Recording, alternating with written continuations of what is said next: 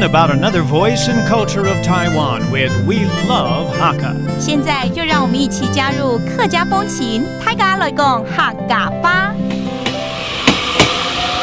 Hello everyone, it's time for Hakka training on ICRT, and this whole month we're taking you to the beautiful county of Taidong. Now over the years, the Hakka have immigrated here, and there's a particular reason why. We're going to have Leo explain all about it in just a minute. 今天呢，我们坐着这个火车来到台东县哦，那要来了解当时很多客家人东迁到台东县的主因到底是什么，所以我们就坐着火车欣赏美丽的风光，来到台东县喽。哇，终于来到台东，好久没来这边了，你知道吗？对啊，哦，很漂亮。除了我们等一下游山玩水之外啊，我真的很想知道，为什么当时啊，好像很多客家人来自西岸，然后东迁到这个台东县的原因是什么啊？就是在那个日本时代有很多糖厂在这边，然后后来有一段时间就开放田地出租，所以呢，客家人就这样搬过来啦。然后那个时候就称为二次移民啊，二次移民。那第一次是什么时候呢？其实从清朝的时候就开始有啦。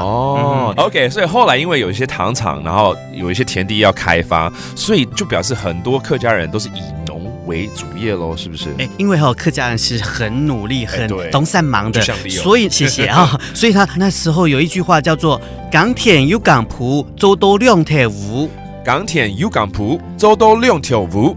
那个意思就是说，白天的时候他们会在飞沙工作，但是那个其他时间也不能浪费啊，所以一大早天还没亮就起床了，所以呢，对，再又要去耕田。下了班之后呢，就到田里头继续工作，做到也是天黑了，所以就两条湖两头都是黑的，才回家。就是有这种毅力，才会有成果嘛。Taidong first became a destination for Hakka immigrants during the Qing dynasty, but this increased when the Japanese took control of Taiwan and started farming sugarcane, and the government improved infrastructure to the eastern part of the island, resulting in what is known as the Second Migration. The immigrants concentrated in many districts and even the farmlands on Taidong's plateau. At the time, the Hakka were incredibly industrious, working the fields before and after the regular jobs.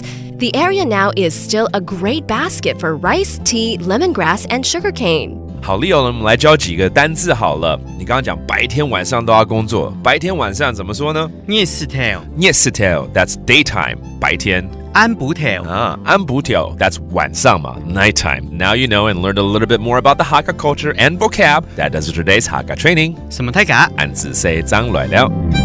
客家风情由客家委员会监制。